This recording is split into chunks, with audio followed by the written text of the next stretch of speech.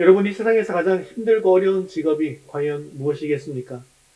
세상에 참 여러 가지 직업들이 있지만 가장 힘들고 어려운 직업은 아마 자녀를 양육하는 일이 아닐까 이렇게 생각합니다. 왜냐하면 내가 낳은 자식이지만 내 마음대로 키울 수가 없다는 것을 부모라면 누구나 잘 알고 있기 때문이죠. 성경의 인물들 중에 이삭, 엘리, 솔로몬 이런 사람들도 본인의 신앙은 훌륭했을지 모르지만 자녀들은 실패한 것을 보면 자녀 교육은 참으로 쉬운 일이 아니다라는 것을 잘 알 수가 있는 대목입니다.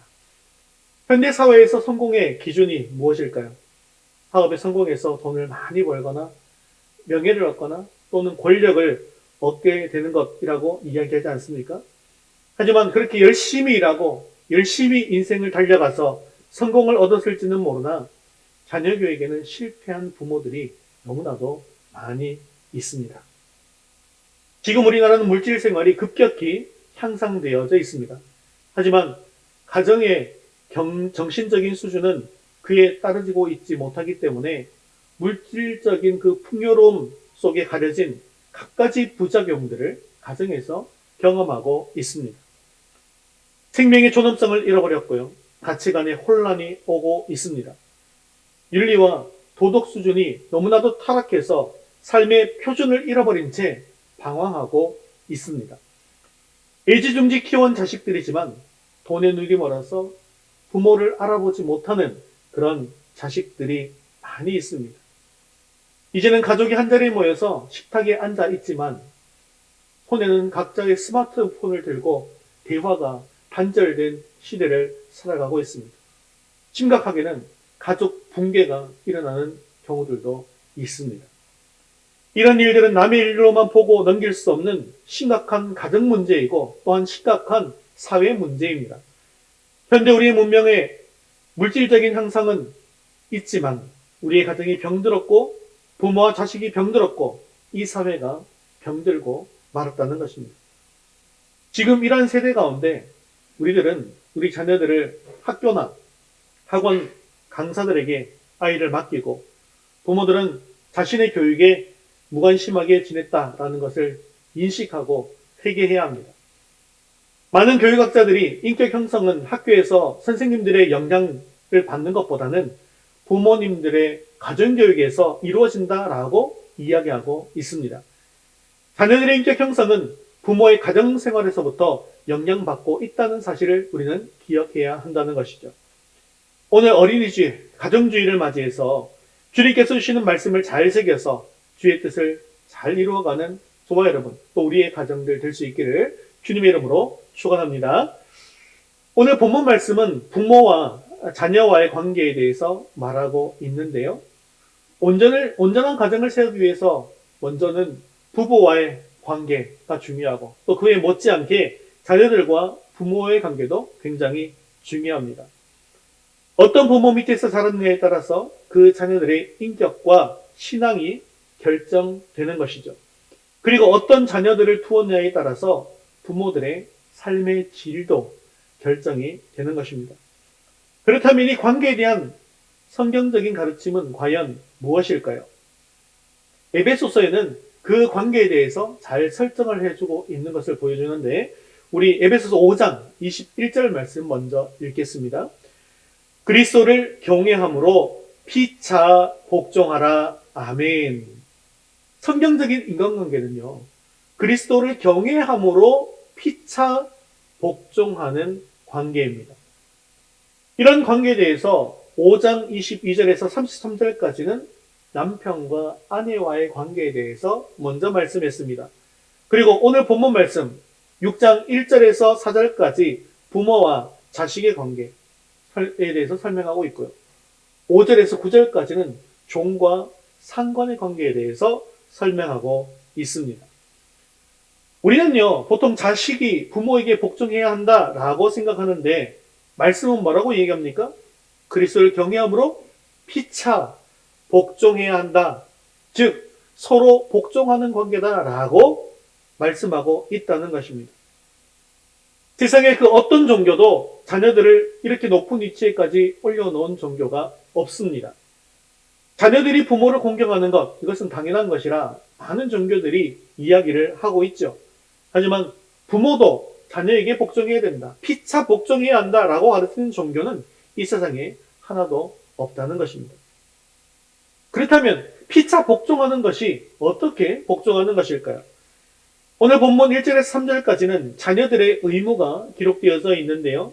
그 중에서 동사를 살펴보면 무엇이 중요한지를 알 수가 있겠죠. 1절에는 순종하라, 2절에는 공경하라 라는 동사가 있습니다. 그리고 4절은 부모들의 의무에 대해서 기록하고 있는데요. 여기에도 중요한 동사가 있어요. 노엽게 하지 말라, 양육하라 입니다. 그렇기 때문에 자녀들의 의무는 무엇입니까? 순종하고 공경하는 것입니다. 그러면 부모들의 의무는 무엇일까요? 노엽게 하지 않는 것과 양육하는 것이라는 것이죠. 자녀들은 부모에게 순종하고 공경할 때 부모에게 복종하는 것이고, 부모들은 자녀들에게 노엽게 하지 않고 양육을 잘하는 것이 바로 복조, 피차 복종하라는 주님의 명령을 가정 안에서 잘 지키는 것인 것을 보여주는 것입니다. 그러면 오늘 주님의 말씀을 우리가 하나하나 잘 살펴보면서 내 자신도 돌아보고 피차 복종함으로 우리의 가정을 세워나갈 수 있게 되어지기를 주님의 이름으로 축원합니다. 우리 첫 번째 같이 한번 읽겠습니다. 자녀들은 부모에게 순종하십시오. 1절 말씀도 계속해서 읽겠습니다. 자녀들아, 주 안에서 너희 부모에게 순종하라. 이것이 옳으니라. 아멘. 자녀들은 부모를 주 안에서 순종해야 합니다. 그 이유는 이것이 옳기 때문입니다. 옳다라는 말은요, 하나님 안에서, 하나님 앞에서 의로운 삶을 산다라는 뜻입니다. 즉, 자녀에게 있어서 부모는 순종의 대상이다 라고 말씀하고 있는 것이죠. 그런데 그 앞에 무슨 말이 붙어 있습니까? 주 안에서 라는 말이 붙어 있습니다. 이 말씀의 의미는 부모에게 순종하되 예수님을 섬기고 교회에 반대되지 않는 범위 안에서 한정적으로 순종하라는 말입니다. 이것은 부모에 대한 순종의 한계성을 이야기하고 있는 것이죠. 이것은 왜 그럴까요? 자녀들은요, 부모의 권위 아래에 있습니다. 그런데 부모는 누구의 권위 아래에 있을까요? 하나님의 권위 아래에 있기 때문입니다. 우리가 자녀를 양육할 때 부모의 말씀보다 하나님을 경외하는 아이들로 양육할 책임이 있는 것이죠. 자, 만일에 부모가 주일에 예배를 빠지고 학원에 가라고 이야기를 했습니다. 그러면 그 자녀는 그 명령에 순종하면 될까요? 안 될까요? 순종의 한계성의 영역에서 본다면 주님께서 우리에게 뭐라고 말씀하십니까? 주일을 지켜라, 성수하라고 말씀하시는 거잖아요.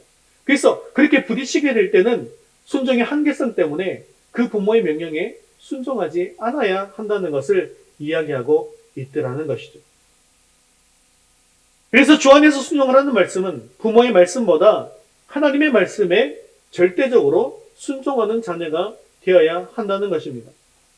하지만 이러한 경우를 제외한다고 한다면 자녀는 마땅히 부모에게 순종해야 한다는 것입니다. 이것은 절대적으로 순종해야 하는 순종의 절대성을 이야기하는 것이죠.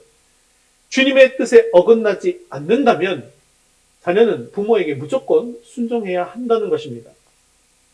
그런데 사실 어려운 것이 있습니다. 그게 뭐냐면 불신 부모님에 대한 것입니다. 이 경우에도 순종의 절대성과 순종의 한계성을 잘 생각하셔서 처신해야만 합니다. 순종의 절대성을 생각한다면 주님 안에서 늘 부모님께 순종하는 자세를 가지고 부모님을 대해야 하는 것이죠. 그리고 부모님이 주님 앞으로 나오실 수 있도록 더욱더 잘 섬겨야만 할 것입니다. 그런데 이보다 더 중요한, 더욱더 어려운 것이 바로 순종의 한계성 아니겠습니까? 부모님을 더 생각하다가 보면 주님께 불순종하는 경우가 생길 수 있다는 것입니다. 그래서 순종의 한계성을 생각한다면 부모님이 아무리 반대한다 할지라도 복음에 합당한 삶을 살아야 한다는 것입니다. 그러므로 아무리 부모님이 불신자라 할지라도 철저하게 주의를 지키고 예배에 목숨을 걸 수 있어야 한다는 것입니다. 물론 아무리 평소에 잘 해드리고 효도를 다하고 성심을 다해서 섬긴다 할지라도 부모님이 신앙 문제 때문에 섭섭해 하실 수도 있습니다. 하지만 우리가 반드시 기억해야 될 것이 있어요. 우리는 부모님들을 위해서, 믿지 않는 부모님들을 위해서 열심히 기도하고 있고, 그리고 주님께서 그분들을 또 주님의 품 안에 다시 안아주실 거 아니겠습니까? 만약에 그분들이 주님 안으로 오게 되었을 때, 신앙을 가지고 예배를 드리게 되었을 때, 타협하지 않는 신앙을 가진 내 자녀를 더욱더 자랑스럽게 여기지 않겠습니까?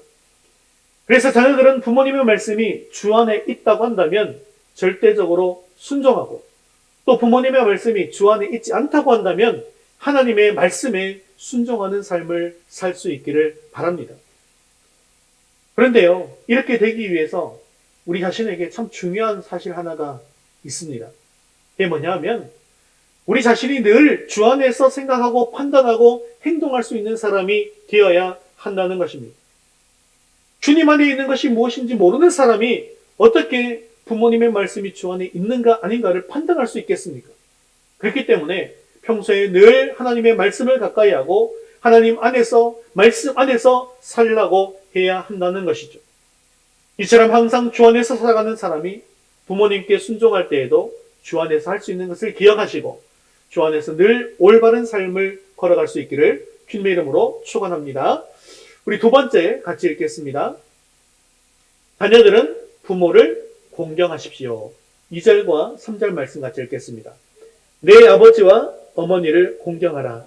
이것은 약속이 있는 첫 계명이니 이로써 내가 잘되고 땅에서 장수하리라.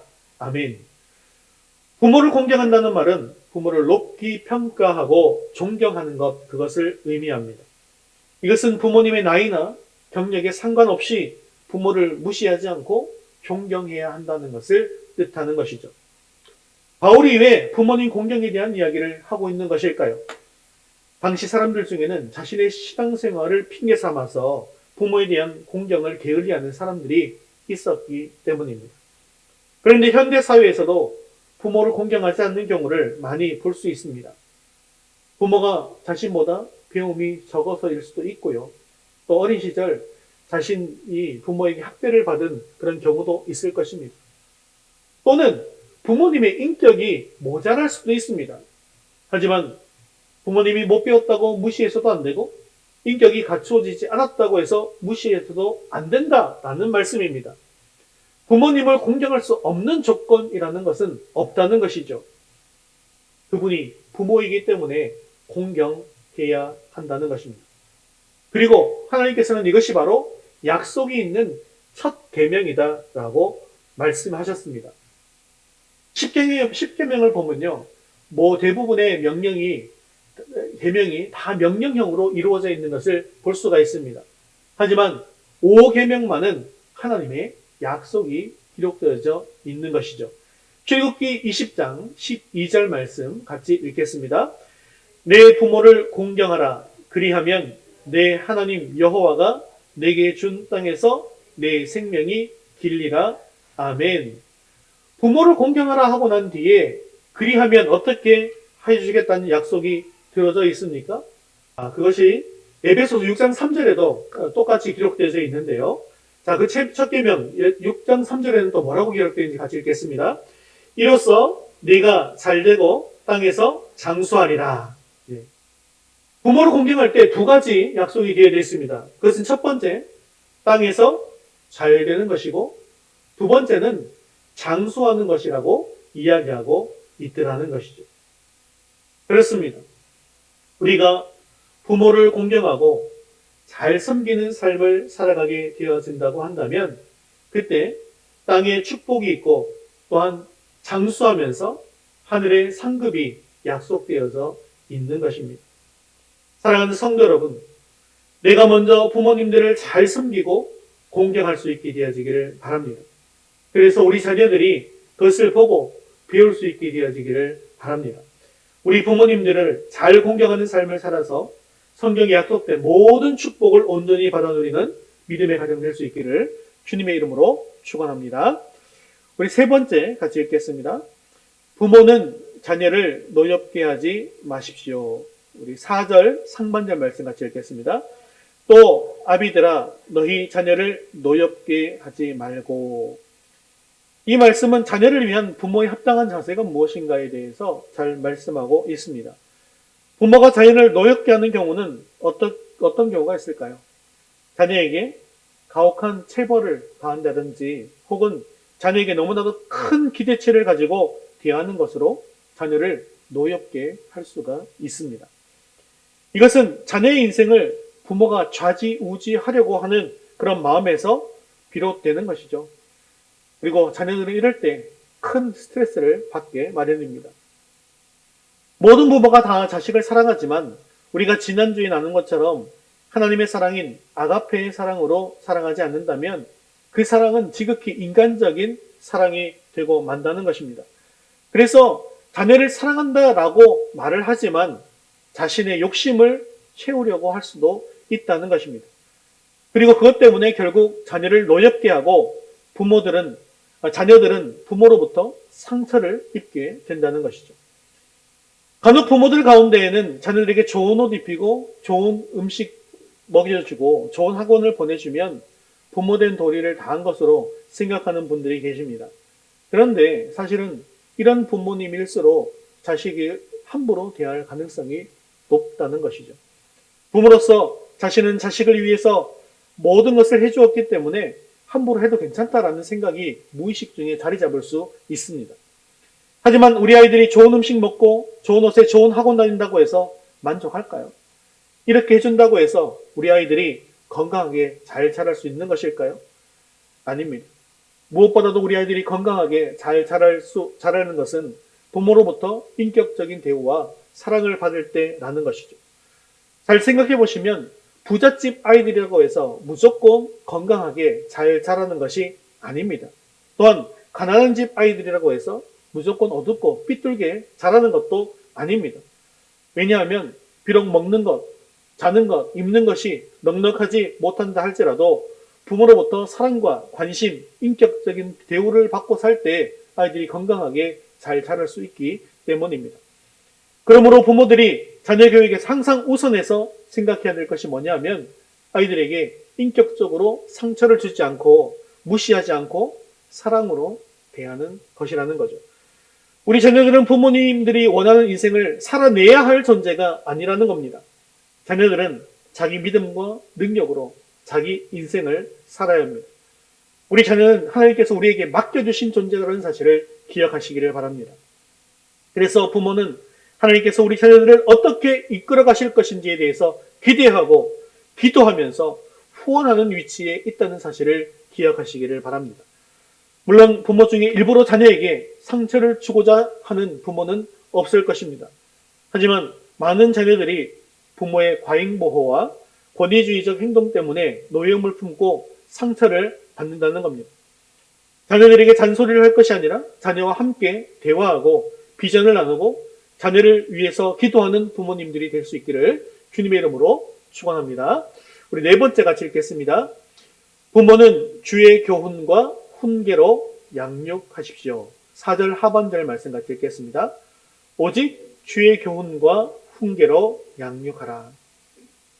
4절 하반절은 성도의 가정교육이 어떠해야 하는지를 잘 보여주는 말씀입니다. 사도 바울은 오직 주의 교훈과 훈계로 양육하라 라고 말씀합니다. 여러분, 이 말씀의 의미가 과연 무엇일까요? 물론 여러 가지 해석이 가능합니다.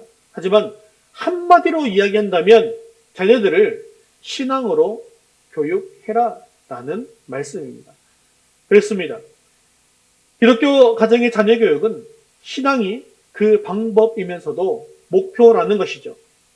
아무리 여러분이 교양이 있고 아이들을 건실하게 잘 키웠다 할지라도 신앙을 잃으면 전부를 잃는 것입니다. 그저 공부만 잘하면 걱정이 없습니까? 좋은 직장에 다니면 만사가 해결되어 잘 되어져 가는 것입니까? 아닙니다. 신앙으로 살아갈 때만이 걱정이 없는 것입니다. 우리는 그것을 모세를 통해서 알 수가 있는데요. 모세는 아기 때 부모의 품을 떠나서 이방 나라 애굽의 구중궁궐 깊은 곳에서 자라났습니다. 그런데 보십시오. 성경은 그가 나이 40세가 되매 자기 동족을 돌아볼 마음이 생겼다라고 말씀하고 있습니다. 그리고 바로의 궁중에서 잠시 죄악의 낙을 누리는 것보다 하나님의 백성과 함께 고난받는 것을 더 좋아했다라고 기록하고 있습니다. 이것은 단순히 순간적인 감정에서 나온 것이 아닙니다. 만일에 순간적인 감정에서 이런 생각이 나왔다고 한다면 고난이 조금 닥쳤을 때 금세 포기해버리고 자기가 여태까지 지냈던 편하던 궁중으로 돌아가서 왕자의 생활을 살면 그뿐이었을 것입니다. 하지만 모세는 하나님의 말씀에 순종하여 끝까지 자기 백성을 바로의 손에서 구해내었습니다. 이는 자기 백성을 구해내겠다고 하는 생각이 가슴속 깊은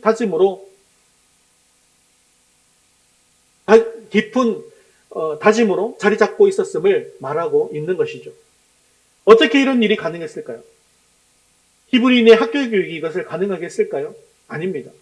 그는 어려서부터 애굽의 궁중에서 자라났습니다. 결국 이것은 애굽의 궁중의 유모로 돌아간 모세의 친엄마인 요게벳의 신앙교육에서 답을 찾을 수가 있는 것입니다. 그는 어려서부터 철저한 신앙교육으로 양육되었고 결국 진정한 위대한 아이로 자라났다는 것입니다. 이것을 누구보다도 뼈저리게 느낀 사람이 바로 모세 자신이었다는 것입니다. 그래서 그가 죽음을 목전에 두고 마지막 유언과 같은 설교인 신명기를 선포할 때 이스라엘 백성에게 이렇게 말씀한 것인데, 신명기 6장 4절에서 9절까지 말씀 같이 읽겠습니다.